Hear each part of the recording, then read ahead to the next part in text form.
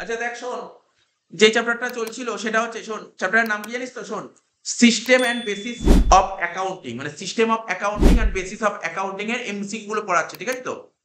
এই যে কিছুক্ষণ আগে পড়ালাম ওর উপর বেস করে এমসিকিউ বলতে পারবি, ঠিক আছে তো? যেগুলো বুঝতে পারবি না সেগুলো বুঝিয়ে দেবো, ঠিক আছে তো? মেইনলি কি জানিস তো, এই দেখ তোর পরীক্ষায় না এমসিকিউ চার চার রকমের এমসিকিউ হয়, ঠিক আছে তো? এক ধরনের এমসিকিউ ভালো করে দেখে নে। এই দেখ নিমাই বাগচির বইয়ে অনেক এমসিকিউ দিয়েছে, প্রচুর এমসিকিউ আছে বই। স্টেটমেন্ট বেস এমসিকিউ মানে নরমাল, এই এমসিকিউ নরমাল কোশ্চেন, এরকম এমসিকিউ পরীক্ষায় 20টা কোশ্চেন পাবে, মানে বুঝতে পারলি তো? 40টা কোশ্চেন থাকে তো, তার মানে এরকম কোশ্চেন তুই 50% পেয়ে যাবে, 50% পেয়ে যাবে এরকম। ট্রু ফলস এমসিকিউ থাকে, ম্যাচিং এর এমসিকিউ থাকে, ঠিক আছে তো? আর অ্যাসারশন রিজনিং আছে, চার ধরনের এমসিকিউ থাকে বেসিক্যালি দেখা গেছে। দেখ এক নম্বর কোশ্চেনটা পড়বি, ঠিক আছে? আমি ইংলিশটা পড়াচ্ছি, ঠিক আছে? অসুবিধা হলে ইংলিশ মানে বুঝতে আসলে বাংলা ভাষায় লেখা আছে, ঠিক আছে? বলছে ডবল এন্ট্রি সিস্টেম ওয়াজ অরিজিনেটেড, এইমাত্র পড়ালাম। যদি অসুবিধা হয় স্যার, যদি অসুবিধা হয় একদম লেখা ছিল, দেখ এই দেখ লেখা ছিল, আমাদের নোট লেখা ছিল ডবল এন্ট্রি সিস্টেম কবে অরিজিনেট হয়েছে, দেখ 15 সেঞ্চুরি লেখা ছিল, পড়ালাম না? ডবল এন্ট্রি সিস্টেম কবে অরিজিনেট? 15 সেঞ্চুরি, তাহলে অ্যান্সার হবে কি 15 সেঞ্চুরি। মন দিয়ে শুনিস কিন্তু, দেখ কিছু কিছু অ্যান্সার পারলে বলবি, কিছু অ্যান্সার পারলে বলবি। নিমাই হচ্ছে কই, আমি পিডিএফ পাঠিয়ে দিয়েছি তো। 2 নম্বর, double entry system was original, বারবার বলছিলাম ডবল এন্ট্রি দেশে হচ্ছে, দেশটার নাম কি ছিল? ইটালি, আর তো দেখতেই হবে না, ইটালি। ডবল এন্ট্রি সিস্টেম কে ইন্ট্রোডিউস করেছিল? বলেছিলাম কি লুকা প্যাসিওলি, বলেছিলাম লুকা প্যাসিওলি। তাহলে দেখ খোঁজ এখানে লুকা প্যাসিওলি কোথায়, এই যে ডি। তাহলে first book of double entry system, double entry সিস্টেমের যে প্রথম বইটা কবে এসেছিল বলতে পারি? ডবল এন্ট্রি সিস্টেম বলেছিলাম তোকে পড়ানোর সময়, বলেছিলাম ডবল এন্ট্রি সিস্টেমের জনক কে? Luka Pacioli. কোন দেশে? ইটালি। শহর? ভেনিস। কত সাল বলেছিলাম? 1494 বলেছিলাম, মনে পড়ছে? 1494, দেখ এখানে এই দেখ বলেছিলাম না 1494, 1494 মুখে বলছিলাম না, মুখে বলছিলাম 1494। এই যে বইটা লিখেছিল লুকা প্যাসিওলি, লুকা প্যাসিওলি বইটা কবে লিখেছিল মনে রাখবি? 1494 সালে, মনে রাখবি, খুব ইম্পর্টেন্ট কোশ্চেন। তাহলে এই যে এখনো পর্যন্ত তোকে, শোন, এখনো পর্যন্ত 4টি এমসিকিউ পড়ালাম, এর মধ্যে কোন এমসিকিউ আমার কাছে বেশি ইম্পর্টেন্ট লিখে জানিস তো? 3 আর 4, 3 আর 4 বেশি ইম্পর্টেন্ট। 3 আর 4 এই দুটোর মধ্যে এমসিকিউ একটা পরীক্ষা আসতে পারে, 3 আর 4, তাহলে 3 আর 4 এর মধ্যে একটা আসতে পারে। বোঝা গেল? 5 নম্বর, first book of double entry system. তো ডবল এন্ট্রি সিস্টেমের প্রথম বুকটার নাম কি মনে পড়ে? আমি বলেছিলাম না, আচ্ছা আমাকে বল, আমি জিজ্ঞাসা করছি, আমাকে বল ডবল এন্ট্রি সিস্টেমের বইটা কে লিখেছিল বল দেখি, বল। Luka Pacioli. উনি কোন দেশের লোক ছিল? ইটালি। তাহলে তিনি যখন বই লিখবে উনি কি বাংলায় লিখবে? উনি কি বাংলায় বই লিখবে? উনি কোন দেশের লোক ছিল? ইটালি। তাহলে ইটালিয়ান ল্যাঙ্গুয়েজে বই লিখবে, ইটালিয়ান ল্যাঙ্গুয়েজে বই লিখবে। এখানে ইটালিয়ান ল্যাঙ্গুয়েজ কোনটা পড়িয়েছিলাম মনে করার চেষ্টা কর। সামাদি অ্যারিথমেটিকা জিওমেট্রিকা প্রপোর্শনি এন্ড প্রপোর্শনালিটা, ঠিক আছে তো? এই বইটা তাহলে বলতে পারলি বইটার নাম কি ছিল? লুকা প্যাসিওলি যে বইটা লিখেছিল সেই বইটার নাম হচ্ছে এটা, ঠিক আছে তো? লুকা প্যাসিওলি বলেছিলাম, লুকা প্যাসিওলি কে ছিল? উনি কে ছিল? উনি কি সায়েন্টিস্ট ছিল? উনি কি অ্যাকাউন্টেন্ট ছিল? ঠিক আছে, উনি কি ফিলোসফার ছিল? উনি কি ছিল বল? ইনি ছিল ফিলোসফার, ঠিক আছে? উনি ফিলোসফার ছিল, বলেছিলাম ফিলোসফার। লুকা প্যাসিওলি কে ছিল? ফিলোসফার। বেকার কোশ্চেন, সমস্ত কোশ্চেন পরীক্ষা দেবে না, দিয়েছে এখান থেকে দেবে না, কিন্তু দেবে কোনটা? আমি বললাম 3 আর 4 ইম্পর্টেন্ট বেশি। 7 নম্বর, লুকা প্যাসিওলি কে ছিল? স্যার আপনি তো বলেন ফিলোসফার ছিল, একদম ঠিক, ফিলোসফার এবং ম্যাথামেটিশিয়ান, এটা হবে ম্যাথামেটিশিয়ান। লুকা প্যাসিওলি কে ছিল? ম্যাথামেটিশিয়ান ছিল। 8টা ওই একই question, the first book of double entry system, তো কে লিখেছিল? Luca Pacioli. তো বুঝতে পারলি তো? Next question, the book in which Pacioli wrote about double entry system. আচ্ছা বল কি লিখেছিল? বলছে যে বই প্যাসিওলি দুই তরফা দাখিলা পদ্ধতি সম্পর্কে লিখেছিলেন, কোন বইতে? উনি কোন বইতে লিখেছিলেন? উনি কি ম্যাথামেটিক্যাল বুকে লিখেছিল, ফিলোসফি বুকে লিখেছিল, অ্যাকাউন্টেন্সি বুকে লিখেছিল, বুক কিপিং বুকে লিখেছিল? না, উনি লিখেছিল হচ্ছে ম্যাথামেটিক্যাল বুক। উনি যে বইটা লিখেছে বইটার নাম ম্যাথামেটিক্যাল বুক, ম্যাথামেটিক্যাল বুক হবে অ্যানসারটা, mathematical book. Luca Pacioli use the term debit. Luca Pacioli debit কথাটা কি অর্থে ব্যবহার করেছিল? দেখ লুকা প্যাসিওলি যে ডেবিট লেখা ছিল না, এই দেখ, এই দেখ, এই দেখ, দেখ ভালো করে শুনবি, কিন্তু ভালো করে শুনবি, দেখ এখানে লেখা আছে এই দেখ, he use the term debit as ডেবিটো, আর ক্রেডিটটাকে ক্রেডিটো। ডেবিট বলেনি কিন্তু, লুকা প্যাসিওলি ডেবিটকে বলেছিল ডেবিটো, আর ক্রেডিটকে বলেছিল ক্রেডিটো। তাহলে কি হবে? ডেবিটো। এই যে 10-এরটা হবে বি, আর 11টা কি হবে? বি। বুঝতে পারলি তো? ডেবিটো ক্রেডিটো। আমরা বলছি ডেবিট ক্রেডিট, কিন্তু লুকা প্যাসিওলি ডেবিট ক্রেডিট বলেনি, কি বললো? ডেবিটো ক্রেডিটো। দ্য ফাদার অফ অ্যাকাউন্টস, এটা বলতে হবে না জানিস, Luca Pacioli. Pacioli book was transferred in English. তাহলে প্যাসিওলির বইটা যে ইংলিশে ট্রান্সফার করা হয়েছিল, দেখ প্যাসিওলি তো ইটালিতে লিখেছে, ইটালিয়ান ল্যাঙ্গুয়েজ লিখেছে। তো আমরা তো সবাই ইটালিয়ান ল্যাঙ্গুয়েজ বুঝতে পারবো না, ওটাকে কোথায় ট্রান্সলেট করতে হবে? ইংলিশ ট্রান্সলেট করতে হবে। তো বলছে Pacioli book was translated into English by, কে করেছিল? কে ট্রান্সলেট করেছিল? এটা তোকে দেখতে হবে, কে ট্রান্সলেট করেছিল? R N. Carter, William Pickles, Hugh Oldcastle, আর J.R. তাহলে দেখ, এখানে দেখ আমাদের লেখা ছিল নোটটা, এটা আমরা পড়াইনি, আমি বলে দিচ্ছি এখানে। দেখ কে, এই যে Pacioli book was translated into English by Hugh Oldcastle. কে ট্রান্সলেট করেছিল? Hugh Oldcastle. কি বললাম? Hugh Oldcastle. তাহলে প্যাসিওলি যে ইটালিয়ান ল্যাঙ্গুয়েজে বইটা লিখেছিল, সেটা ইংলিশে ট্রান্সলেট কে করেছিল? Hugh Oldcastle. তাহলে কি হবে? Hugh Oldcastle. এবার কত সালে ট্রান্সলেট করেছিল? দেখ, ট্রান্সলেটের বছরটা কি ছিল? 1544। 1544। তাহলে কি হবে আনসার? 1544। 1544, ঠিক আছে। হিউজ ওল্ড ক্যাসেল, প্যাসিওলির বইটা যে ইংলিশে ট্রান্সলেট করেছিল কত সালে? 1544 সালে। বি, তার মধ্যে the book English system of book keeping was written. সব লেখা আছে English system of book keeping. দেখ, এই English system of bookkeeping কত সালে? 1785 সালে এডওয়ার্ড জোন্স। 1785 সালে এডওয়ার্ড জোন্স। মানে এই যে পার্টটা দিয়ে, এই পার্টটা থেকে পড়ে রাখলে তো স্কুলে মেইনলি এই জায়গা। তাহলে কি বললাম? 1785 সালে এডওয়ার্ড জোন্স। দেখ কি আছে? Edward Jones C. 1785 সালে অপশন মানে এখানে দেয়নি, দরকার নেই। 16টা কি বলছে? The book in which the use of cash book, purchase book, sales book, trial balance were discuss first of all.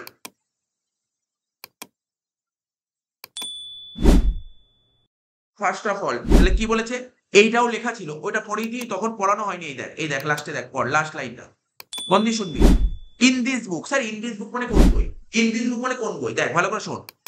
In this book the old system was completed revised and the use of cash book, purchase book, sell book, trial balance was discussed first of all. কোন বইতে? English system of book keeping, ঠিক আছে। এই যে উপরে লেখা ছিল না, এই বই, এই বই, এই বই। তাহলে অ্যান্সারটা বুঝতে পারলি তো? বুঝতে পারলে কি বলেছে? ইন দিস বুক মানে কোন বই? English system of book keeping. বোঝা গেল অ্যান্সারটা কি হবে? বলছে যে বইয়ে সবার প্রথম নগদান বই, ক্যাশ বই, সরি ক্রয় বই, বিক্রয় বই, ওটা মিলে ব্যবহার আলোচনা করা হয়েছিল, বইটার নাম English system of bookkeeping. এটা হবে answer, English system of bookkeeping.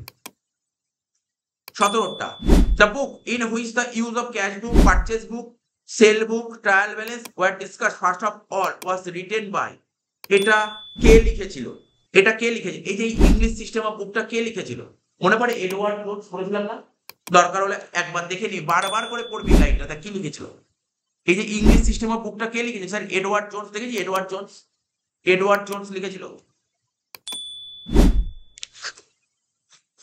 17টা MCQ দেখতে পাচ্ছি, আমি তোকে 17টা এমসিকিউ পড়ালাম, কার মধ্যে আছে? আমি বলবো এই যে দেখ, ভালো করে শুনবি কিন্তু, 17টা এমসিকিউ কার মধ্যে আছে? এই যে 1 নম্বর যে পয়েন্ট আছে, এর মধ্যে 17টা পয়েন্ট চলে আসে। বুঝতে পারলি তো কথাটা? বুঝতে পারলি? এইটাই ভালো করে 17টা এমসিকিউ কিন্তু চলে আসে।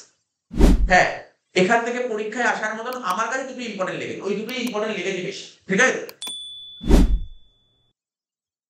বলছি the book of English system of bookkeeping, কিছুক্ষণ আগেই তোকে বললাম।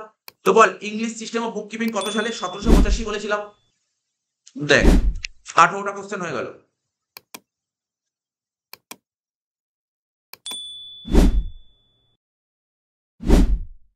বলছে কি টু অ্যাকাউন্টস আর ইনভলভ। এই যে তোকে যে টোটাল কোশ্চেন আছে এমসিকিউ, এখানে 63টা কোশ্চেন আছে এমসিকিউ, 63। তার মধ্যে প্রথম 18টা কোশ্চেন কি নিয়ে আলোচনা করেছে? প্রথম 18টা কোশ্চেন ওই ডবল এন্ট্রি সিস্টেম কে নিয়ে এসেছে, ঠিক আছে তো? ওই যে ভদ্রলোকদের নাম ছিল, ওইটা নিয়ে 18টা কোশ্চেন। মানে এই যে এখানে 1 নম্বর প্যারা আছে, 1 নম্বর প্যারা থেকে 18টা কোশ্চেন পেল। টোটাল 63টা কোশ্চেন, এখানে আরো অনেক লেখা আছে, সব কটা প্যারা দিয়ে আসবে। এবার দেখ শুনবি, আজকেই পড়ালাম তোকে, two accounts are involve each transaction. আমরা কি বলেছিলাম, প্রতিটা ট্রানজাকশনে, আমি কি বলেছিলাম, প্রতিটা ট্রানজাকশনে দুটো করে দিক থাকে বলেছিলাম না। দেখ বাংলা পড়, প্রত্যেকটি লেনদেনের সঙ্গে দুটি হিসাব কাজ জড়িত থাকে। এটা হলো দুই তরফা দাখিলা পদ্ধতি। একটা কি বল, এটা কি হবে, দুই তরফা দাখিলা পদ্ধতি কি হতে পারে?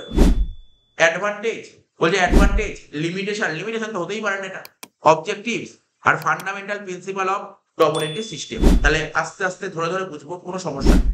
বলছে প্রতিটা ট্রানজাকশন দুটো করে দিক, এটা ডবল এন্ট্রি সিস্টেমে কি সুবিধা, এটা কি অসুবিধা? অসুবিধা হবে না, এটা কি উদ্দেশ্য, ঠিক আছে, এটা মূল, এটা মূল। অ্যাকচুয়ালি তোকে যদি কেউ বলে ডবল এন্ট্রি সিস্টেম, আমি কি বলছিলাম, ডবল এন্ট্রি সিস্টেম কিসের উপর দাঁড়িয়ে? আমি তোকে বলেছিলাম প্রথমে পড়ালাম আজকে, double entry system dual aspect প্রিন্সিপালের উপর দাঁড়িয়ে। ডবল এন্ট্রি সিস্টেম কার উপর দাঁড়িয়ে? ডুয়াল অ্যাসপেক্ট প্রিন্সিপাল, মানে ডুয়াল অ্যাসপেক্ট মানে প্রতিটা ট্রানজাকশনে দুটো দিক থাকে, এই প্রিন্সিপালের উপর দাঁড়িয়ে ডবল এন্ট্রি সিস্টেম, ঠিক আছে। তাহলে কোন অ্যানসারটা হবে? লাস্ট অ্যানসারটা হবে, লাস্ট অ্যানসারটা, কোনো সন্দেহ নেই, fundamental principle of double entry system, এটা হবে correct answer. In double entry system one account effect the other account, ঠিক আছে। তো ডবল এন্ট্রি সিস্টেমে একটা অ্যাকাউন্ট এফেক্ট করবে অন্য একটা অ্যাকাউন্টকে, একটা অ্যাকাউন্ট এফেক্ট করে আরেকটা অ্যাকাউন্টকে, এটা কি সেম ভাবে এফেক্ট করে, অপোজিট ভাবে, ডিফারেন্ট ওয়ে, ঠিক আছে, আর none of the above way. তাহলে বলতে পারবি অ্যানসারটা কি হবে?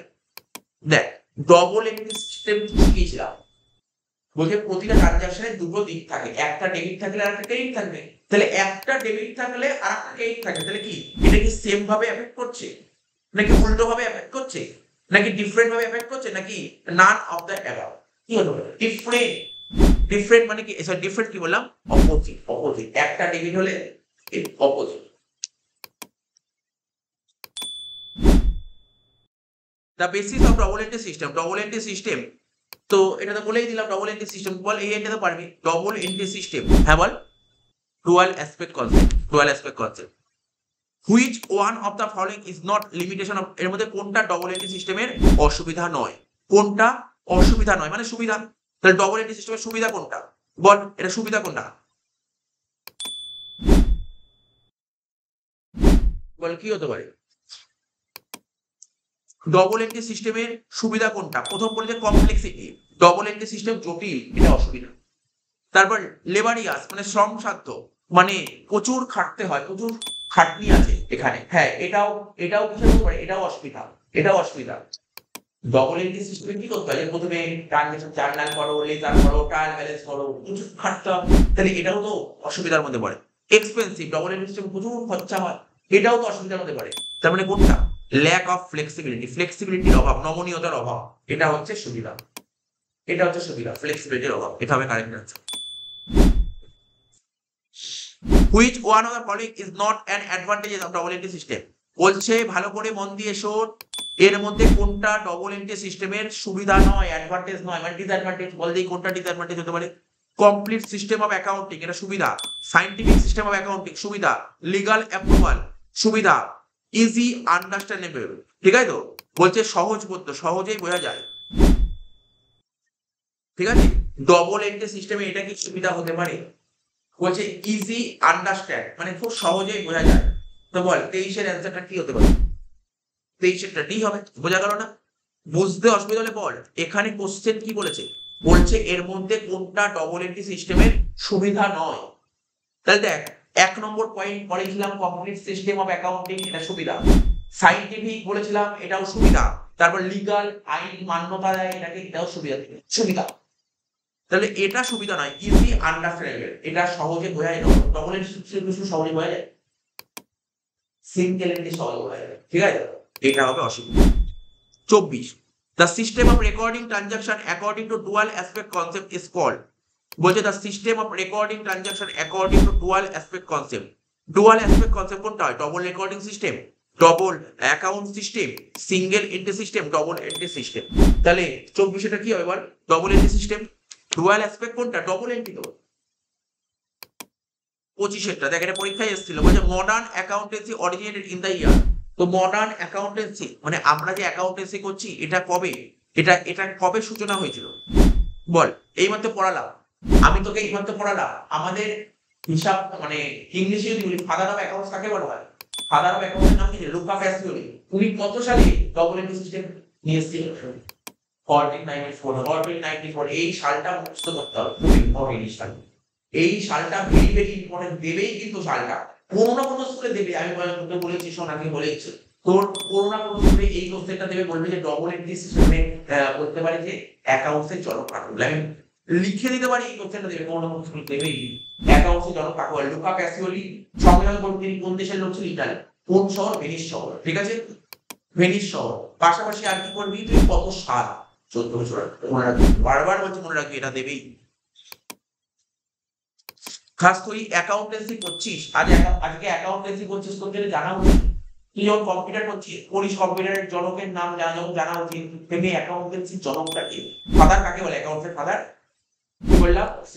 কম্পিউটারের ফাদার হচ্ছে চার্লস ব্যাবেল, আর অ্যাকাউন্টের ফাদার কে? Luka Pacioli. উনি কোন দেশের লোক ছিল? পড়বি স্যার, উনি ইতালির লোক ছিল। ঠিক আছে তো? আচ্ছা, উনি কে ছিল? উনি কি সায়েন্টিস্ট ছিল? না না, কে ছিল? উনি ম্যাথামেটিশিয়ান। ফেলে দাও কথা, ঠিক আছে, উনি ম্যাথামেটিশিয়ান ছিল।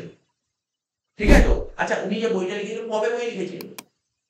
1494 সাল। অ্যাকচুয়ালি উনি লোকটা এমন লোক ছিল, উনি পর্যবেক্ষণ করেছিল, মানে ওনার হাত ধরেই কিন্তু আগে আমি উনি না থাকলে এখনই জানতে পারতাম, নলেজই হতো না। ঠিক আছে, উনি দেখিয়েছিল যে কিভাবে হয় এটা। সেইগুলো পড়তে হবে তোকে। 1494 সাল। 25টা কোশ্চেন হয়ে গেল। দেখ এবার অঙ্ক, ওই যে মনে পড়ে ওই basis of accounting, cash base আর অ্যাক্রুয়াল বেসিস, আগের ক্লাসে করেছিলাম। দেখ সেই অঙ্ক দিয়েছে, বলছে ভালো করে পড়বি কিন্তু। আর অঙ্কটা তোর বাংলা পড়লে কঠিন লাগবে, ইংলিশটাই বেশি ইজি লাগবে। বলছে if income receive in cash for current and next year, তাহলে ইনকাম রিসিভ করেছিস ক্যাশে, কারেন্ট ইয়ারও রিসিভ করেছিস, আবার নেক্সট ইয়ার রিসিভ করেছিস। And accrued income for the current year 15,000 টাকা, actual income under cash basis for the current year. পরেরটা date দিয়ে দিয়েছে, এখানে ডেট বলেনি, কারেন্ট ইয়ার আর নেক্সট ইয়ার বলে দিয়েছে। তো বলছে তোকে কি বলছে? অ্যাকচুয়াল ইনকাম কত হবে ক্যাশ বেসিসে? ক্যাশ বেসিসে অ্যাক্রুড ইনকাম তো আসে না, তাহলে কারেক্ট অ্যান্সারটা কি হবে? বুঝতে পারছিস? ভেঙে বলবো, না বুঝতে পারলে আমি ভেঙে বলবো, এখানে বলছে কি, ভালো করে শুনবি। ক্যাশ বেসিস কাকে বলে? ক্যাশ বেসিস কাকে বলে? দুটো বলছিলাম, একটা ক্যাশ বেসিস আর একটা অ্যাকচুয়াল বেসিস। ক্যাশ বেস কাকে বলে? কত টাকা ক্যাশ আসলো বা কত টাকা ক্যাশ গেল বলা ক্যাশ। প্রথমে বলেছে এই বছর কারেন্ট ইয়ারে 1,25,000 টাকা ইনকাম রিসিভ হয়েছে ক্যাশে। আমি তোকে বোঝাই, ধর আমি তো স্টুডেন্ট পড়াচ্ছি, তো এই বছর ধর আমি স্টুডেন্টের কাছ থেকে টিউশন ফিস পেলাম 1,25,000। ঠিক আছে, আর কি বলেছে? নেক্সট ইয়ারের 20,000 টাকাও পেয়ে গেছে। তাহলে এই বছর আমি কত টাকা পেলাম? 1,25,000 পেয়েছি আর 20 পেয়েছি, তোমরা পেলাম তো 1,45,000। তো দেখ, বুঝতে অসুবিধা হলে তো বোঝাতে হবে না, বুঝতে হবে, মনে রাখতে হবে। এগুলো পড়েছিলাম আগের ক্লাসে, আগের সপ্তাহে অঙ্কগুলো করেছিলাম। বলছে income received in cash for current ইয়ারে ইনকাম রিসিভ হয়েছে 1,25,000, আবার নেক্সট ইয়ারে কত হচ্ছে? 20,000। তাহলে তোর ঘরে টাকা এসছে কত? 1,25,000 এসছে, আবার 20 এসছে, 1,45,000 এসছে। তাহলে ক্যাশ বেসিস কাকে বলে? কত টাকা আসলো বা কত টাকা গেল। তাহলে তোর এখানে যাওয়ার প্রশ্ন বলে, আসার প্রশ্ন। তাহলে কত এসছে? 1,25,000 20, 1,45,000 এসছে। স্যার অ্যাক্রুড ইনকাম মানে এই টাকাটা আমি এখনো পাইনি, টাকাটা বাকি আছে। তাহলে বাকি আছে, তুই কি টাকাটা পেয়েছিস? তাহলে অ্যাক্রুড ইনকাম কি আসা উচিত ক্যাশ বেসে? না, এটা আসবে না। তাহলে কত হবে অ্যান্সার? 1,45,000। পরেরটা দেখি, মন দিয়ে শুনবি কিন্তু। ইনকাম রিসিভড ইন ক্যাশ, আগে না কোশ্চেনটা পড়ে নে কোন মেথড বলেছে। দেখ এখানে অ্যাক্রুয়াল বেসিস বলেছে। স্যার অ্যাক্রুয়াল বেসিস কাকে বলে? ভালো করে শুনবি, অ্যাক্রুয়াল বেসিস কাকে বলে? ওকে, এই বছরে ইনকাম, এই বছরের অ্যাক্রুয়াল বেসিস মানে শুধু এই বছরের আইটেম। কি বললাম? কোন বছরের আইটেম নেব? শুধু এই কারেন্ট ইয়ারের আইটেম নেব, কারেন্ট ইয়ারের বাইরে একটা আইটেম নেব না, আগের বছরের আইটেম নেব না, পরের বছরের আইটেম। মাথায় রাখবি। ইনকাম রিসিভড ইন ক্যাশ 2,40,000 টাকা গ্রস। আচ্ছা, তুই 2,40,000 টাকা ক্যাশ টাকা পেয়েছিস, ঠিক আছে তো, 18 সালে। তাহলে এখানে লিখি ছোট করে 2,40,000, বুঝবি কিন্তু ভালো করে। দেখ এরকম অঙ্ক কিন্তু পরীক্ষা দেবে, কিন্তু এইগুলো অঙ্ক থিওরি ছিল, তুই একবার এডিট করলেই হয়ে গেল। অঙ্ক 2,40,000 টাকা এবছর ক্যাশ পেয়েছিস, income received in advance 1/1/18। Sir লাইনের মানে কি বলেছে? 1/1/18 বলেছে। 1/1/18 অ্যাডভান্স মানে বল ভালো করে বল। 1/1/18 অ্যাডভান্স মানে এই বছরে যেই টাকাটা পাওয়ার কথা ছিল, কি বললাম বল, আমার সাথে বল। এই বছরে যেই টাকাটা পাওয়ার কথা ছিল সেই টাকাটা কবে পেয়েছিল? আগের বছর পেয়েছিল। বলতে তোদের কি মনে আছে নাকি ক্যালকুলেট করে মনে আছে কি? মনে আছে কি? মনে না থাকলে অসুবিধা, মনে না থাকলে অসুবিধা, মনে না থাকলে কিন্তু অসুবিধা। আমি বারবার বলবো, মনে না থাকলে অসুবিধা। এখানে বলেছে ইনকাম রিসিভড ইন অ্যাডভান্স, তুই অ্যাডভান্স টাকা পেয়েছিলি অন 1/1/18 16,000। মানে এই বছরে যেই টাকাটা তোর পাওয়ার কথা ছিল সেটা তুই আগের বছর পেয়ে গেছিস। তাহলে আগের বছর যে টাকাটা পেয়েছিলি কোন বছর? এই বছরের টাকা পেয়েছিলি নাকি আগের বছরের টাকা পেয়েছিলি? এই বছরের টাকা। আমি কি বলছি? এই বছরের টাকা হলে নেবে, এই বছর হলে নেবে। তার মানে কত? এখানে নেব কত? 16,000 টাকা নেব। 2,40,000 সঙ্গে 16,000 টাকা যোগ করব। বোঝা গেল? 31/12/18 অ্যাডভান্স মানে পরের বছরের টাকাটা এই বছর পেয়েছিস। তা পরের বছরের টাকা এই বছর পেয়েছিস, এটা কি নেওয়া উচিত কি নেওয়া উচিত না? নেওয়া উচিত নয়। তাহলে 20,000 টাকা কি হবে? মাইনাস হবে। ঠিক আছে? If accrued income, accrued income মানে কি বাকি আছে এই বছর তো 6,000 টাকা পাওয়ার কথা ছিল, এই টাকাটা পাসনি, বাকি আছে বল, এটাও নেব। কেন নেবো বুঝতে পারছিস তো? অ্যাক্রুড করছিস, এই বছরের আইটেম নেব, শুধু এই বছরের আইটেম। তাহলে কত আছে বল? 6,000 টাকা নেব, মানে যোগ করবে, টোটাল করে দেখ অ্যান্সার হয়ে গেল। 2,40,000 থেকে 16 যোগ করলে 2,56,000, 2,56,000 থেকে 2,56,000 থেকে 20 বাদ দিলে কত? 2,36,000, 2,36,000 6 2,42,000। একটা এ হলো। বুঝেছিস কি করে হলো? দেখ, যদি বুঝতে অসুবিধা হয়, আমি মানলাম বুঝতে অসুবিধা হতে পারে। যদি বুঝতে অসুবিধা হয় তাহলে তোর রিভিশন করা নেই। ক্যাশ ভিসা একবার লিখে যে 3টে অঙ্ক করেছিলাম 3টে অঙ্ক রিভিশন কর, তারপরে এই অঙ্ক ইজি লাগবে।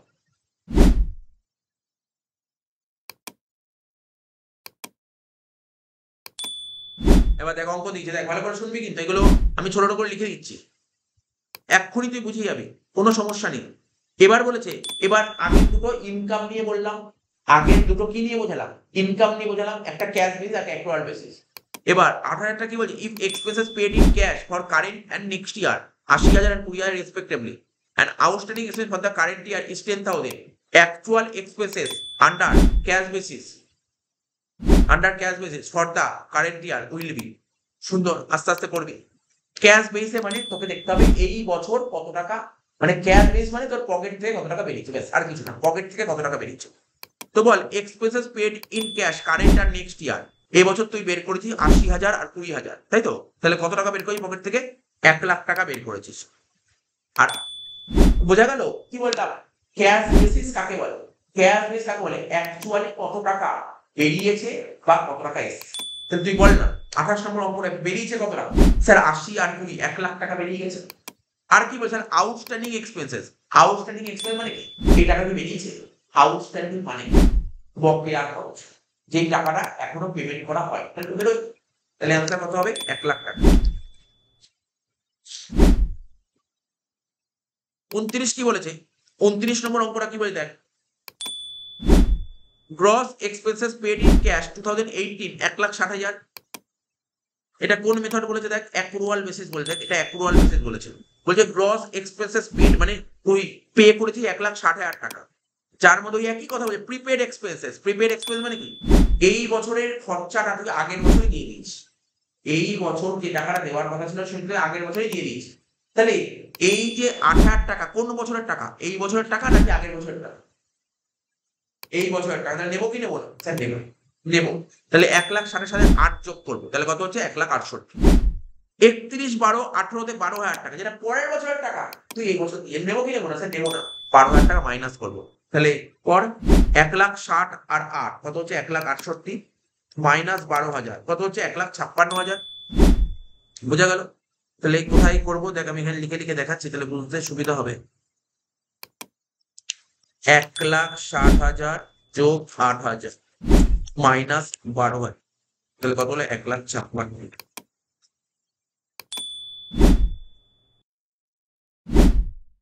বলছে কি এবার if outstanding expenses on 31/12/18, outstanding expense মানে এই বছরে যেই টাকাটা পেমেন্ট করা উচিত সেটা পেমেন্ট করিস, তাহলে এই বছরের টাকা তুই পেমেন্ট করিস নি, তাহলে এটা নেবো কি নেবো না? নেবো। মানে এই বছরের টাকা নেবো। 14,000 টাকা কি করবো? যোগ করবো। 14,000 টাকা যোগ করবো, সে যোগ করবো 14,000 টাকা। তাহলে কত হবে অ্যান্সার? 1,70,000। তাহলে এইগুলো কিন্তু কোনো মুখস্থ ব্যাপার, মুখস্থ হবে। 30-এরটা কি বলেছে? Expenses paid in cash current year. এই চলতি বছরে তুই 48,000 টাকা খরচা তোর পকেট থেকে বেরিয়ে গেছে। আচ্ছা, কোন মেথড বলেছে? অ্যাক্রুয়াল বেসিস বলেছে। অ্যাক্রুয়াল বেসিস বলে আমি অ্যাক্রুয়াল বেসিস বলেছে। If outstanding expense at the beginning of the year, beginning outstanding expense beginning and end of the current year 8,000 and 10,000 টাকা রেসপেক্টিভলি। তাহলে এটা কি হতে পারে? আউটস্ট্যান্ডিং এক্সপেন্স মানে বকেয়া খরচ, ঠিক আছে, বছরের শুরুতে বাকি ছিল। আচ্ছা, বছরের শুরুতে বাকি ছিল মানে কোন বছরের বাকি? আগের বছরের, তার আগের বছরের বাকি, ঠিক আছে, আগের বছরের বাকি আউটস্ট্যান্ডিং এক্সপেন্স বলেছিল। তা আগের বছরের বাকি নেবো কি নেবো না? আগের বছরের বাকি নেবো কি নেবো না? আগের আবার বারবার বলছি বন্ধু শোন, আগের বছরের বাকি নেবো কি নেবো না? আমরা সবসময় এই বছরের নেব, যা করবো এই বছরের, আগের বছরের বাকি নেব। তাহলে কর 48 থেকে 8 বাদ দিয়ে কত রইল? 40। আর এ বছরের বাকি কত ছিল? স্যার 10। নেবো কি নেবো না? নেবে। 40 আর 10 যোগ করে অ্যান্সার হবে 50,000। তাহলে জানিস তো এইটা করার নিয়ম কি জানিস তো? অ্যাক্রুয়াল বেসিস করার নিয়মটা কি? অ্যাক্রুয়াল বেসিসের অঙ্ক যখন করবি না, তো নিয়মটা কি করবি? দেখবি এই বছরের আইটেম হলে ব্যাস, আর কিচ্ছু না, হয়ে গেল একবার। আর ক্যাশ বেস কি? কত টাকা ক্যাশ এসছে বা ক্যাশ গেছে। 31 নম্বর কি বলছে? এক্সপেন্সেস, আচ্ছা মেথড আগে পর, মেথড কোন মেথডে বলেছে? Accrual basis. Expenses paid in cash 1,48,000 if prepaid expense at the beginning and at the end of the current year, at the end of the current year 12,000 আর 20,000। একদম সোজা কোশ্চেন দিয়েছে। Prepaid expense মানে কি? বকেয়া, sorry মানে অগ্রিম খরচ, মানে প্রিপেড, আগে আগে টাকা পেমেন্ট করেছিস। Prepaid expense at the beginning মানে এই বছরে যেই টাকাটা নেওয়া উচিত ছিল সেটা আগের বছর দিয়ে দিয়েছিস। এই বছরের টাকা আগের বছর দিয়ে দিয়েছিস, তাহলে এটা নেবো কি নেবো? নেবো। তার মানে এখানে 12,000 টাকা যোগ করবো, ঠিক আছে, আর 20,000 টাকা কোন টাকা? পরের বছর যে টাকাটা দেওয়া হচ্ছে এই বছর দিয়ে, এটা নেবো কি নেবো? নেবো। মাইনাস করবো। তাহলে কত হচ্ছে বল? 1,48,000 থেকে 8 বাদ দিলে 1,40,000 হচ্ছে অ্যান্সার। মোটামুটি ধরতে পারছিস তো অঙ্কগুলো? যত করবি তত বুঝতে পারবি। করতে হবে এবং বুঝতে হবে, মানে আমি বলছি বলে নয়, তোকে বুঝতে হবে, তাহলে তুই অ্যান্সার করতে পারবি। পরীক্ষা হলে কি অ্যান্সার এরকম অঙ্ক দেবে? এই যে এখানে যেরকম অঙ্ক বললি না, এরকম অঙ্ক পরীক্ষা একটা আসছে শিওর, মানে সিলেবাসে আছে, এটা দেখে হবে একটা এরকম ধরনের অঙ্ক একটা দেবে। আর যদি তুই বুঝতে পারিস তাহলে অঙ্কটা করতে পারবি, যদি বুঝতে না পারিস তাহলে অঙ্কটা করতে পারবি। ব্যাস, সোজা হিসাব। এখন তোকে আগের ক্লাসে 3টা অঙ্ক করেছে, 3-4টা অঙ্ক ওই অঙ্ক পরীক্ষা নিয়ে দেবে। কেন করেছিলাম? ওই অঙ্কটা করা থাকে এরকম করতে পারে। 32 নম্বর, income received in cash in current year 3,60,000 বলবি। তুই বলবি, চেষ্টা করবি, মানে চেষ্টা করবি, ভুল হলে আমি বুঝিয়ে দেবো, কোনো ব্যাপার না, ভুল হলে আমি বুঝিয়ে দেবো, চেষ্টা কর। ইনকাম রিসিভড ইন ক্যাশ, আগে পড়বি মেথডের নাম কি বলেছি? Accrual basis. অ্যাক্রুয়াল বেসিস কি বলেছিলাম? এই বছর হলে নেব, এই বছর না হলে নেব। তাহলে দেখ এর মধ্যে এ বছরের আইটেম কোনটা? Accrued income at the beginning. Sir accrued income মানে কি? অ্যাক্রুড ইনকাম মানে বাকি আছে ইনকাম। অ্যাক্রুড, এই যে আমি স্টুডেন্টদের পড়াচ্ছি তো, কোন স্টুডেন্ট মাইনা বাকি রাখে, এটা বলে অ্যাক্রুড, তাই তো? তাহলে অ্যাক্রুড ইনকাম, এবার দেখতে হবে অ্যাক্রুড ইনকাম কি এই বছরে? যদি এই বছরে হয় তাহলে নিবি, আর এই বছর না হলে নিবি না। তাহলে বলছে accrued income beginning and end of the year. Beginning of the year মানে অ্যাক্রুড ইনকাম বছরের শুরুতে। বছরের শুরুতে মানে কি? আগের বছরের বাকি, আগের বছরের বাকি। অ্যাক্রুড ইনকাম মানে বকেয়া, অ্যাক্রুড মানে বাকি, অ্যাক্রুড মানে বাকি, মনে রাখবি, অ্যাক্রুড মানে বাকি, আর প্রিপেড মানে অগ্রিম, ঠিক আছে? তাহলে 3,60,000 থেকে 24 বাদ যাবে আর 14 যোগ হবে, তাই? তাহলে -10 মানে 3,50,000 হবে অ্যান্সার, তাই তো? বুঝেছিস অ্যান্সারটা কি হলো?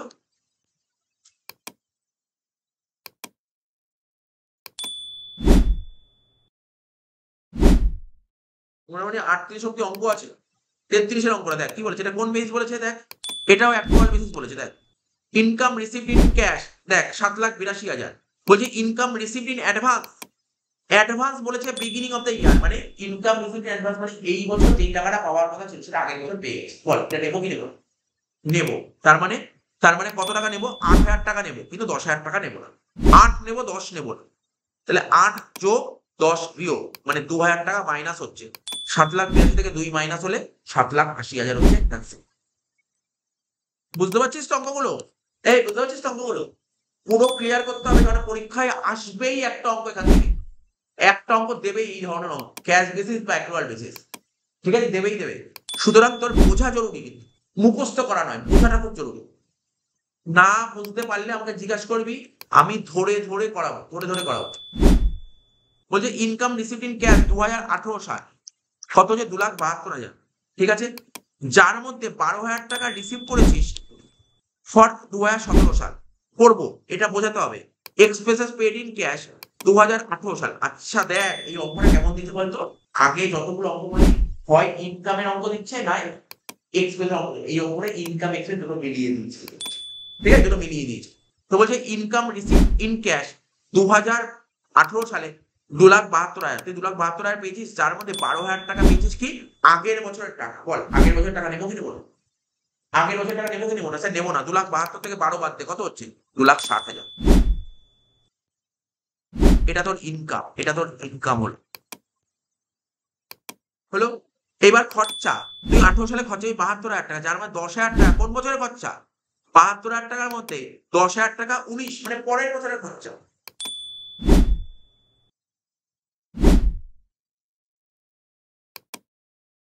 ঠিক আছে, পরের বছরের খরচা। পরের বছরের খরচা কত? 10,000 টাকা।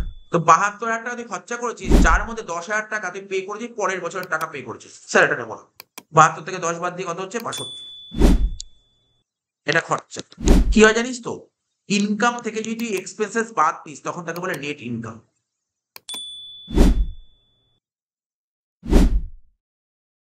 এবার আমাকে না একটু আরেকবার পড়তে হবে কোশ্চেনটা। তুই 18 সালে কত টাকা ইনকাম করেছিস? ক্যাশে পেয়েছিস 2,72,000 টাকা, যার মধ্যে 17 সালের টাকা পেয়েছিস 12,000 টাকা। 17 সালের টাকা পেয়েছিস 12,000 টাকা, মানে আগের বছরের টাকা পেয়েছিস 12,000 টাকা।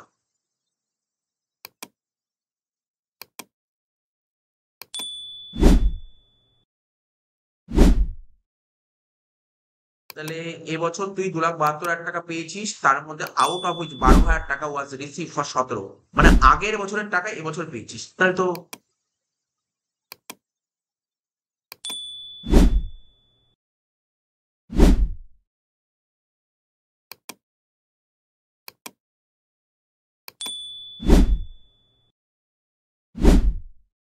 দেবো না, আগের বছরের টাকা দিতে নেই। মাইনাস করো, 2,72,000 থেকে 12 মাইনাস করলে কত হয় রে? 2,60,000। 2 বছর 2,70,000, 2,60,000, ঠিক আছে। আর এখানে বলছে এক্সপেন্সেস পেড ইন ক্যাশ 2018 সালে তুই 72,000 টাকা পে করেছিস। কত টাকা পেয়েছে? যার মধ্যে 10,000 টাকা পরের বছরের টাকা।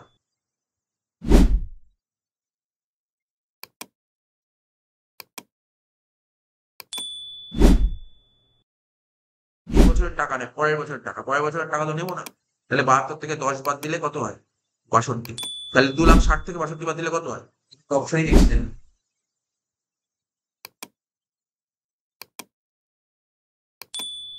1,98,000 টাকা হচ্ছে অ্যান্সার। ঠিক আছে, এখানে অপশন নেই। 1,98,000 টাকা হচ্ছে অ্যান্সার। তোমার কাছে 1,98,000 টাকা, 1,98,000 টাকা হচ্ছে অ্যান্সার। ঠিক আছে, 1,98,000 টাকা শুনছিস তো? 1,98,000 টাকা। এই যে অ্যান্সারটা করলাম না, নেট ইনকাম কোন বেসে? এটা করলাম অ্যাক্রুয়াল বেসিসে। কি করলাম? কোন বেসে করলাম? বল এটা কোন বেসে করলাম? এটা অ্যাক্রুয়াল বেসিস। এটা তুই করে নিতে পারিস। একটা খাতা খোল, খাতা খুলে আমরা করে নে। খাতা খুলে করে নে। এই যে এইটুকু করলাম, এটা করে নে। এটা হচ্ছে 34 নম্বর অঙ্কটা, খাতা খুলে করে নে। 34 নম্বর অঙ্কটা অ্যাক্রুয়াল বেসে করলাম, তুই করে নে। কিন্তু ওরা যেটা মনে করতে পারছে, দেখো ওরা ক্যাশ বেসে খাতা খুলে করে। এমসিকিউটা লেখ 34 নম্বরটা। এটা করে 34, 34, 34, এটা করে নে। কি করে হলো করে নে।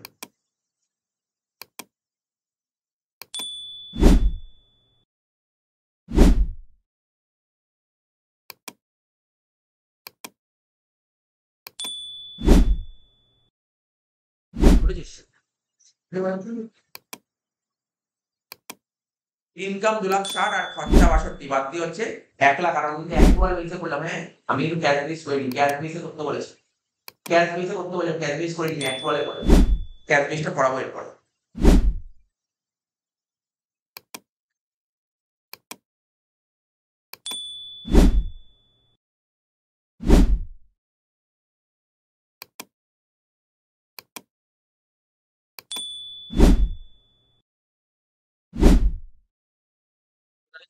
2,60,000 থেকে 62 বাদ দে, কত হচ্ছে? 1,98,000।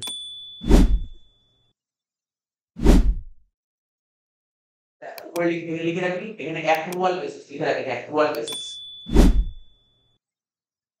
এটা আজকে পড়ে নিবি, হ্যাঁ? পিডিএফ দিয়ে পড়ে নিবি, সুন্দর করে পড়ে নিবি, ঠিক আছে তো? পড়ে নিবি কিন্তু। আর অ্যান্সার করে লিখছি, ওরা যেমন অ্যান্সার করে লিখে নিচ্ছে। অ্যান্সার লিখছিস না? না, তো অপশন দেওয়া আছে।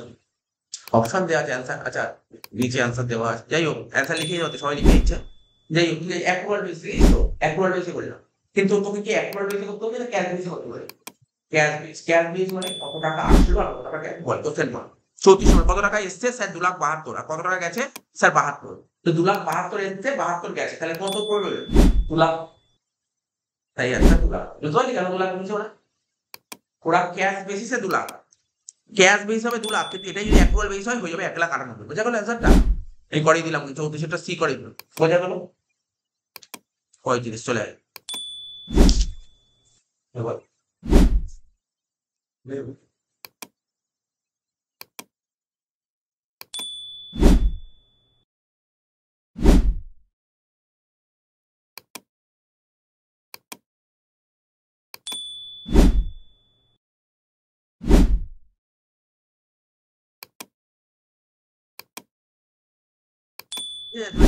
ক্লিয়ার? সাড়ে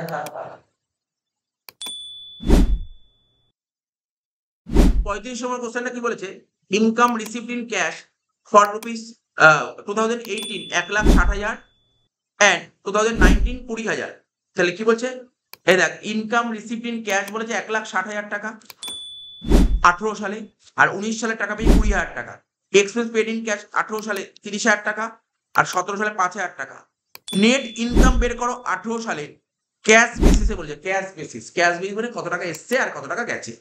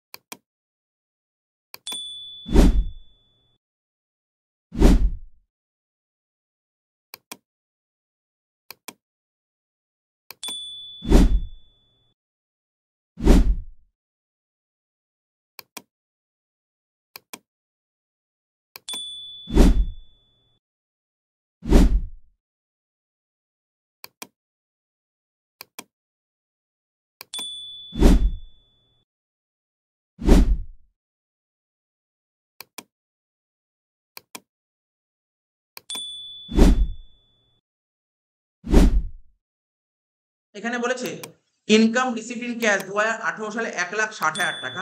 তার মানে আমি ক্যাশ টাকা রিসিভ করেছি 1,60,000 18 সালে, আর 19 সালে হচ্ছে 20,000 টাকা। তাহলে টোটাল 1,80,000 টাকা এসছে টাকা। টাকা বেরিয়েছে কত? 30 আর 5 35।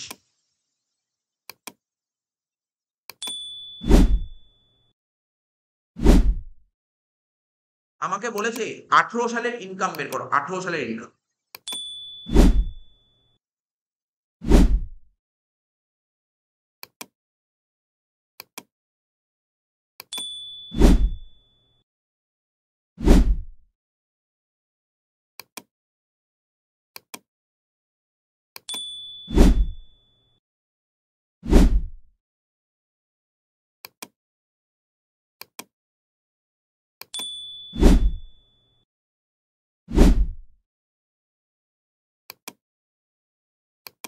ইনকাম রিসিভড ইন ক্যাশ 2018 সালে 1,60,000 আর এন্ড ফর 2019 20।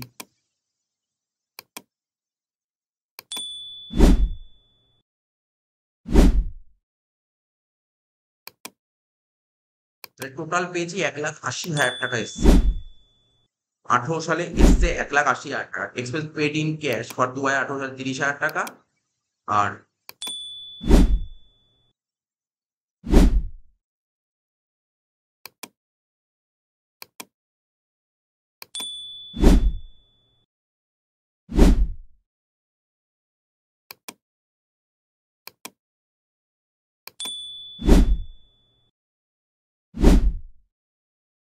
35 বাদ দিলে কত হচ্ছে দেখি তো।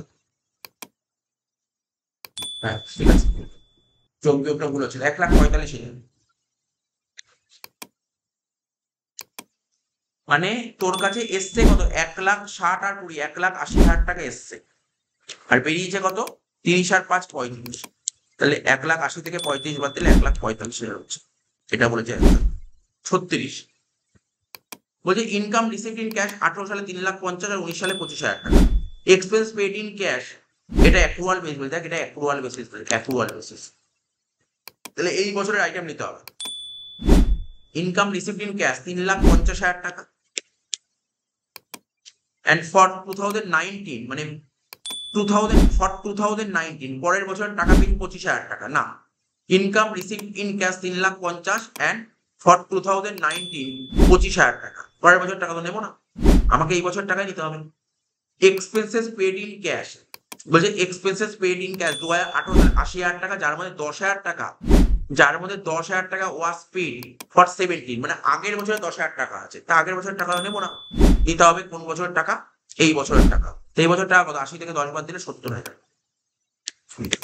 তাহলে 3,50,000 থেকে 70 বাদ দিলে কত হবে, 2,80,000 হচ্ছে সি।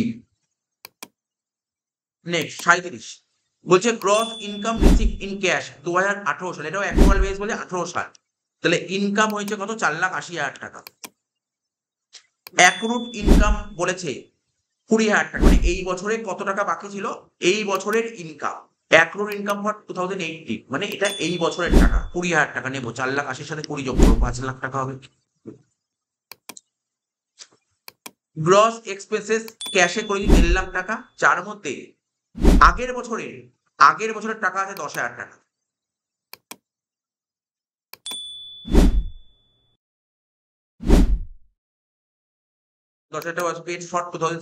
আগের বছরের টাকা দিয়েছি, তাহলে কত, 1.5 লাখ থেকে 10 বাদ দিলে কত হলো, 1,40,000। তাহলে অ্যান্সার কত হবে, 3,60,000। 3,60,000 হচ্ছে অ্যান্সার। 37 টাকা। 38 লাস্ট কোশ্চেন, মানে ধর অঙ্কের দিক দিয়ে বলতে গেলে, ইনকাম রিসিভড ইন ক্যাশ 1,60,000। এটা বলছে হাইব্রিড সিস্টেম, হাইব্রিড সিস্টেম কাকে বলে, হাইব্রিড সিস্টেম, হাইব্রিড সিস্টেমের অঙ্ক দিচ্ছে, হাইব্রিড সিস্টেম। হাইব্রিড সিস্টেম বলছে ইনকাম নেব ক্যাশ বেসিসে আর খরচা নেব তোর অ্যাক্রুয়াল বেসিসে। ইনকাম নেব ক্যাশ বেসিসে, দেখ income received in cash, cash কত টাকা পেয়েছিস, 1,60,000, ঠিক আছে, আর খরচা নেব অ্যাক্রুয়াল বেসিসে, মাইনাস কর। এক্সপেন্স পেড ইন ক্যাশ 40,000 টাকা, আর আউটস্ট্যান্ডিং আছে 10,000 টাকা, মানে 50,000 টাকা। অ্যান্সার হবে 1,10,000। অ্যান্সার হবে কত, 1,10,000। 1,60,000 থেকে 50 বাদ দিলে 1,10,000 হয়ে গেল 38 টাকা। 39 Mr. Joydeep decided to maintain his books of accounts systematically for his newly formed business. Which accounting system should he follow? বলছে mister Joydeep decided maintain books of accounts systematically for his newly form, নতুন একটা ব্যবসা শুরু করছে, তাই ও systematically accounts maintain করবে। তাহলে কোন অ্যাকাউন্টস মেইনটেইন করবে, ডবল এন্ট্রি সিস্টেম। 39-এরটা ডি হবে, double entry system, systematically maintain করতে চাও। The accounting system which is being properly used নিউ আর্টে, ঠিক আছে, বর্তমানে যে হিসাব নিকাশ পদ্ধতি জনপ্রিয়, কোনটা জনপ্রিয় পদ্ধতি, সেটা হচ্ছে অ্যাক্রুয়াল সিস্টেম হচ্ছে জনপ্রিয়। 40-এরটা হবে বি, সরি 41-এরটা বি, 42-এরটা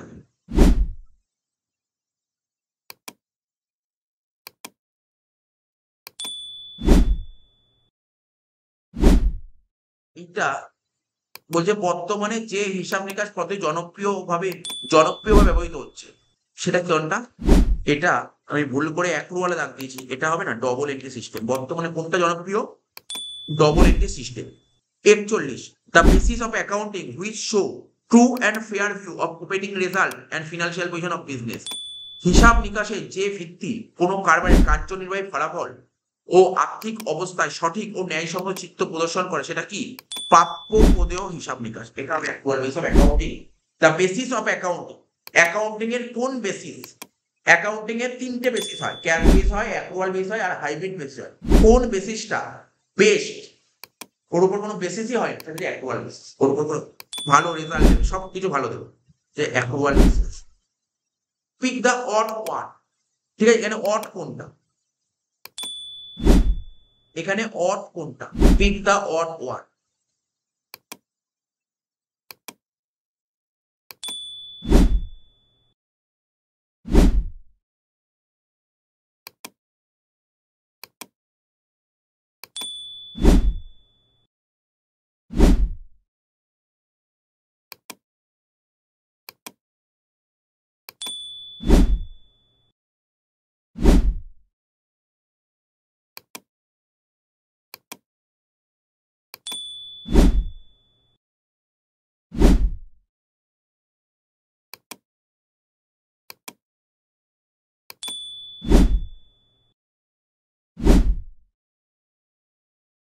আচ্ছা, বলছে এর মধ্যে অড ওয়ান কোনটা? অড ওয়ান মানে জানিস তো, দেখ 4টে পয়েন্ট পর, অড ওয়ান কোনটা? এই যে এই তিনটে দেখ একই ধরনের কথা বলি, ডবল এন্ট্রি, সিঙ্গেল এন্ট্রি আর ইনকমপ্লিট রেকর্ড, তিনটে একই ধরনের কিন্তু অ্যাকুয়াল বেসিস এটা আলাদা। তাহলে প্রথম তিনটে আমরা অ্যাকাউন্টেন্সি কোন সিস্টেমে ফলো করি সেটা দিয়েছি, আর লাস্টেরটা অড। অড ওয়ান কোনটা? এটা অড ওয়ান। তারপরটা দেখ অড ওয়ান কোনটা, এই যে cash basis, accrual base, high base, তিনটেই একই ধরন। তাহলে অড ওয়ান কোনটা? ক্রেডিট বেস অফ অ্যাকাউন্ট, এটা হচ্ছে odd one. Which basis of accounting consider the distinguish between revenue and capital item. বলছে বলছে রেভিনিউ আইটেম এবং ক্যাপিটাল আইটেমের মধ্যে পার্থক্য করা হয় কোন বেস অফ অ্যাকাউন্টিং এ? ক্যাশ বেসিস, অ্যাকুয়াল বেসিস, নাকি হাইব্রিড বেসিস? অ্যাকুয়াল বেসিস, দুটোর মধ্যে পার্থক্য করা হয়। সিঙ্গেল এন্ট্রি সিস্টেম কি? আগেই বলেছিলাম আনসাইন্টিফিক, ডবল এন্ট্রি সাইন্টিফিক হয়। Generally accounts are kept under single entry system. তাহলে বলছে সাধারণত একতরফাও দাখিল। আচ্ছা, বলছে সিঙ্গেল এন্ট্রি সিস্টেমে কারা হিসাব রাখে? গভর্নমেন্ট হিসাব রাখে, সোল ট্রেডার হিসাব রাখে। জানিস সিঙ্গেল এন্ট্রি সিস্টেম কারা হিসাব করে? এক মালিকানা কারবার, যারা একজন, যেই বিজনেসের মালিক একা, তারাই হিসাব করে sole single entry system, sole trader হয়। Single entry system of accounting can be applied for the business. কোন business single entry system apply করা যায়? কোন বিজনেসে? ওই সোল প্রোডাকশন বিজনেসে অ্যাপ্লাই করা যায়। বুঝতে পারছিস তো? এই তো বাড়ির পাশে যে মুদিখানা দোকান আছে, চায়ের দোকান আছে, এরা যদি অ্যাকাউন্ট মেনটেন করতে, এরা কোন অ্যাকাউন্টস করবে? এরা সিঙ্গেল এন্ট্রি করবে। তুই মনে হয় একটা চায়ের দোকানে একজন অ্যাকাউন্টেন্ট রাখবে, মাস গেলে মাইনা দিয়ে রাখবে না? তাহলে এরা কোন অ্যাকাউন্টস ফলো করে? Single entry system. Single entry system is a system of, single entry system কি সিস্টেম? সিঙ্গেল এন্ট্রি সিস্টেম মানে কি এন্ট্রি করা? সিঙ্গেল এন্ট্রি করা হয়, ডবল এন্ট্রি করা হয়, মিক্স এন্ট্রি করা হয়, mixture of single, double and no entry. লাস্টেরটা টি হবে, টি হবে। প্রথমেই পড়েছিলাম কিন্তু সিঙ্গেল এন্ট্রি সিস্টেম সম্পর্কে বলেছিলাম। সিঙ্গেল এন্ট্রি সিস্টেমে তোর একটা এন্ট্রি করা হতে পারে, দুটো এন্ট্রি করা হতে পারে, আবার নাও এন্ট্রি হতে পারে। তাই বলেছে সিঙ্গেল এন্ট্রি হতে পারে, ডবল এন্ট্রি হতে পারে, আর নো এন্ট্রি হতে পারে। হুইচ অর্গানাইজেশন, ঠিক আছে, can not its account under single entry system. কোন অর্গানাইজেশন সিঙ্গেল এন্ট্রি সিস্টেমে অ্যাকাউন্টস করে না? কে সিঙ্গেল এন্ট্রি সিস্টেম ফলো করে না? ঠিক আছে, কে সিঙ্গেল এন্ট্রি করে, মানে বলছে কে সিঙ্গেল এন্ট্রি করে না। দেখ কোম্পানি কখনো সিঙ্গেল এন্ট্রি করতে পারে না। সিঙ্গেল এন্ট্রি কে করতে পারে? দেখ সিঙ্গেল এন্ট্রি কে করতে পারে? বলে which organisation can not its account under single entry system. Sole production business তো সিঙ্গেল এন্ট্রি করে। আনরেজিস্টার্ড ক্লাব এও সিঙ্গেল এন্ট্রি করতে পারে, ঠিক আছে। পার্টনারশিপ বিজনেস এও সিঙ্গেল এন্ট্রি করতে পারে। তো সিঙ্গেল এন্ট্রি করবে না কে? জয়েন্ট স্টক কোম্পানি, কোন বছরটা বি হবে। Single entry system of bookkeeping is, এটা কি ইনকমপ্লিট।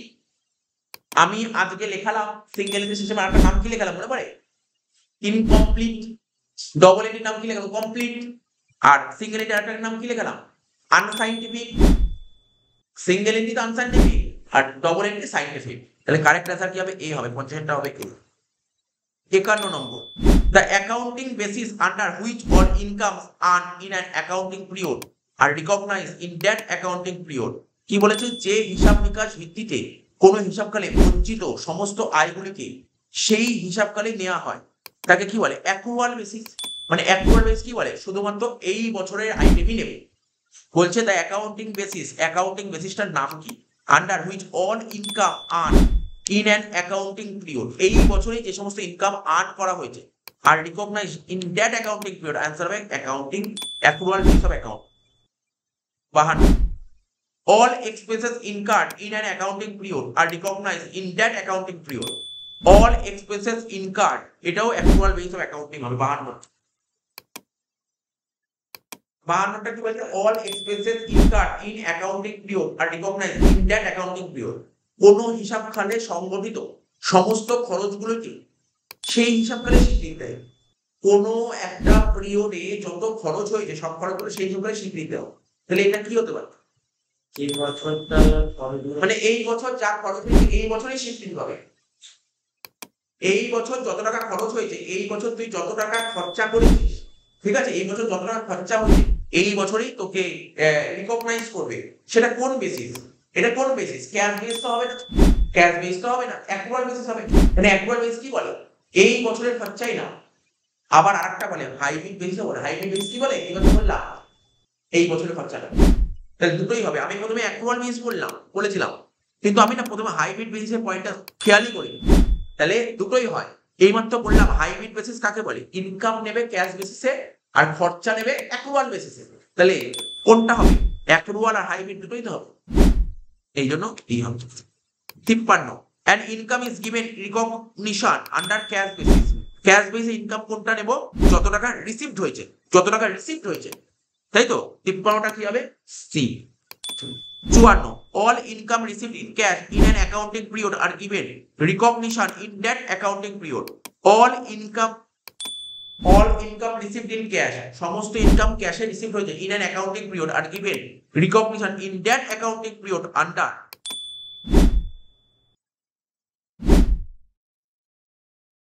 তো কি বলেছে? আমরা কি করেছিলাম? ক্যাশ বেস কাকে বলে? যত টাকা রিসিভড হয়েছে এটাই ক্যাশ বেসিস। আর হাইব্রিড বেসিস কি বলেছিলাম? হাইব্রিড বেসিসে কি বলেছিলাম? ইনকাম নেওয়া হবে ক্যাশ বেসিসে, বলেছিলাম তো। তাহলে অ্যানসার কি হতে পারে? সি হবে নাকি বলিস না? হাইব্রিড বেসিস কাকে বলে? হাইব্রিড বেসিস কাকে বলে? কি বলে? ইনকাম হবে ক্যাশ বেসিসে, ঠিক আছে। আর ক্যাশ বেসিস কাকে বলে? ইনকাম হবে ক্যাশ বেসিসে। তার মানে দুটোই হতে পারে অ্যানসার, হাইব্রিড বেসিস হতে পারে আবার ক্যাশ বেসিস হতে পারে, তাই বললাম সি। বলছে all expenses paid in cash in an accounting period are given recognition in that accounting period। বলছে সমস্ত খরচা করা হবে ক্যাশে ইন অ্যান অ্যাকাউন্টিং পিরিয়ড। এটা তো কোনো সন্দেহই নেই, এটা 55টা ক্যাশ বেসিস অ্যাকাউন্টিং হবে। কেন না স্যার এটা হাইব্রিড হবে না? কেন হাইব্রিড হবে? হাইব্রিড বেসিস খরচা কি হয়? হাইব্রিড বেসিসে খরচাটা কোনটা হয়? Accrual basis. এখানে তাই বলছে estimation and personal judgement are not required. কোথায় এস্টিমেশন আর পার্সোনাল জাজমেন্ট দরকার নেই? এস্টিমেশন আর পার্সোনাল জাজমেন্ট দরকার নেই, ক্যাশ বেসেও দরকার নেই, অ্যাকরুয়াল বেসেও দরকার নেই, হাইব্রিডেও দরকার নেই। অ্যান্সার হবে all of the above basis. কোনোটাতেই দরকার নেই এস্টিমেশন আর personal judgement. Example and limitation of cash base of accounting পড়েছিলাম। ক্যাশ বেসিস অ্যাকাউন্টিং এর অসুবিধা কোনটা? ক্যাশ বেস অ্যাকাউন্টিং এর অসুবিধা কোনটা? দেখ কি হয়, matching principal is not follow, এটা হচ্ছে অসুবিধা। এখানে ম্যাচিং প্রিন্সিপাল ফলো হয় না, এখানে ম্যাচিং প্রিন্সিপালটা ফলো হয় না ক্যাশ বেসে। ম্যাচিং প্রিন্সিপাল বুঝিয়েছিলাম যখন মেইন ক্লাস করেছিলাম, ওখানে বুঝিয়েছিলাম ম্যাচিং প্রিন্সিপাল কেন ফলো হয়। all income of an accounting period are given recognition of that accounting period under। বলছে all income of an accounting period, accounting period মানে পার্টিকুলার একটা বছর, একটা বছরে যত টাকা ইনকাম হয়েছে আর given recognition in that accounting period। আচ্ছা কি বলেছিলাম? ক্যাশ বেস কাকে বলে? এই বছর ইনকাম কত টাকা রিসিভ হবে সেটা ক্যাশ বেসিস। অ্যাকরুয়াল বেস কাকে বলে? এই বছরের ইনকামটা হয় অ্যাকরুয়াল বেসিস। তাহলে এখানে কি বলতে চাইছে? কোন হিসাবকালে সমস্ত আয়গুলিকে সেই হিসাবকালে স্বীকৃতি দেওয়া হয়। এখানে কি রিসিভড বলেনি, কিন্তু ইনকাম বলেছে। তাহলে এটা কি হবে? অ্যাকরুয়াল বেসিস অফ অ্যাকাউন্ট। বলছে all income of an accounting period. ধর এটা একটা অ্যাকাউন্টিং পিরিয়ড, এটা একটা সাল, একটা অ্যাকাউন্টিং পিরিয়ড। এই সালের যত ইনকাম সব রিকগনাইজ করবে ওই পিরিয়ডে। এই বছরের ইনকাম ম্যাটার করে না এই বছরের টাকা পেয়েছি কি পাইনি, এই বছরের ইনকাম বলে সেটা অ্যাকরুয়াল বেসিস। আমি কি বলেছিলাম? অ্যাকরুয়াল বেসিস কাকে বলে? এই বছরের আইটেম নিবি, বলেছিলাম না এই বছরের ইনকাম বলেই নেব। এখানে তাই বলেছে অ্যাকরুয়াল basis. all expense of an accounting period are given recognition in that। এটাও অ্যাকরুয়াল বেস অফ অ্যাকাউন্টিং হবে কি? এটা কি অ্যাকরুয়াল বেসিস না? এটা হবে বোথ হবে, বোথ হবে। কেন? এই দেখ এটা হচ্ছে অ্যাকাউন্টিং পিরিয়ড, এই পিরিয়ডে যত খরচা হবে, এই পিরিয়ডে যত খরচা হবে কোন মেথডে আসবে? অ্যাকরুয়াল বেসিস। আর হাইব্রিডও হয়। তাহলে 59টা কি হবে? ডি। 3টে কোশ্চেন আছে ব্যাস। 60 matching principal is properly followed. Matching principal কোথায় ফলো করা হয়? ম্যাচিং প্রিন্সিপাল ফলো করা হয় অ্যাকরুয়াল বেসিস, অ্যাকরুয়াল বেসিস ফলো করা। ম্যাচিং প্রিন্সিপাল মানে মেলানো, ম্যাচিং প্রিন্সিপাল মানে মেলানো, মানে তুই ধর 10টা পেন কিনেছিস আর 2টো পেন বিক্রি করেছিস, তাহলে মেলানো কাকে বলে? 10-এর সঙ্গে 2 মেলানো না, তখন তোকে করতে হবে কি জানিস তো, 2টো পেন কেনার দাম আর 2টো পেন বেচার দাম, এটাকে বলে ম্যাচিং। বোঝা গেল? ম্যাচিং প্রিন্সিপাল কাকে বলে বুঝছো? তুই 10টা পেন কিনেছিস, 2টো পেন বিক্রি করেছিস। ম্যাচিং প্রিন্সিপাল কাকে বলে? তুমি যে কটা পেন বেচেছো সে কটা পেনেরই দাম, কেনার দাম বল, এটাকে বলে ম্যাচিং। তাহলে এটা একমাত্র অ্যাক্রুয়াল বেসে সম্ভব। ক্যাশ বেস হলে তো হবে না, ক্যাশ বেসে 10টা পেন নিয়ে 10টা পেনের দাম ধরে নেবে। The accounting basis which is recognised by company act, বলছে কোম্পানি অ্যাক্ট 1956 অনুযায়ী কোন অ্যাকাউন্টিং বেসিস রিকগনাইজ করে? এ অ্যাক্রুয়াল বেসিস, কোনো সন্দেহ নেই, অ্যাক্রুয়াল বেসিস। কোম্পানি অ্যাক্রুয়াল বেসিসকে পারমিশন দিয়েছে। দ্য মডার্ন অ্যাকাউন্টেন্সি অরিজিনেট কবে হয়েছে? 1494, আগেই বলেছি। Last question, in which basis of accounting the doctrine of conservatism is observe, মানে এটা হচ্ছে তোর, এটা কি বলেছে? বলছে হিসাব নিকাশকরণের রক্ষণশীল নীতি কোন হিসাব ভিত্তিতে দেখা যায়? কোন হিসাব ভিত্তিতে রক্ষণশীল নীতি দেখা যায়? ক্যাশ বেসিসে দেখা যায়, ক্যাশ বেসিসে। ঠিক আছে, এটা ক্যাশ বেসিস, ব্যাস শেষ হয়ে গেল। হ্যাঁ হ্যাঁ, এইটা হচ্ছে এরপরে বা কার পরে একটা চ্যাপ্টার পড়া হবে। ওই চ্যাপ্টার যে অ্যাকাউন্টিং প্রিন্সিপাল ওখানে আনবে, এটা জানি না। ঠিক আছে, হিসাব নিকাশকরণের রক্ষণশীলতা নীতি কোন হিসাব ভিত্তিতে দেখা যায়?